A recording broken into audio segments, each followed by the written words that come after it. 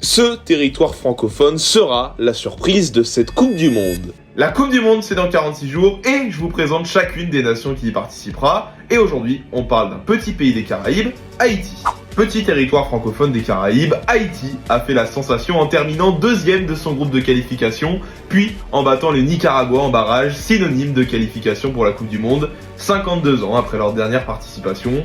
Tout ça, en plus, en ne jouant aucun match à domicile. Cet été, ils sont tombés sur du lourd, puisque leur groupe est composé du Grand Brésil, de l'Écosse et du champion d'Afrique en titre, le Maroc.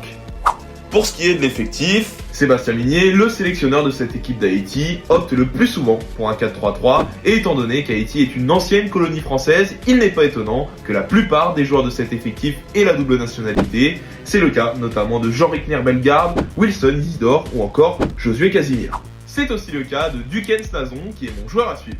L'avant-centre d'Esteglal, en première division iranienne, est un indétrônable de cette formation. À 32 ans, il a déjà inscrit 44 buts avec la sélection et se rapproche grandement du numéro 1 Emmanuel Sanson avec 47 unités. Un vrai sens du but, un physique d'acier et surtout un mental extrêmement solide. Retenez le nom de Duken Snazon. C'est tout, et c'est déjà beaucoup pour Haïti. Jusqu'où vous les voyez aller? Donnez-moi votre avis en commentaire. Et pour mes amis haïtiens, puisque je sais qu'il y en a beaucoup en France, n'hésitez pas à vous abonner.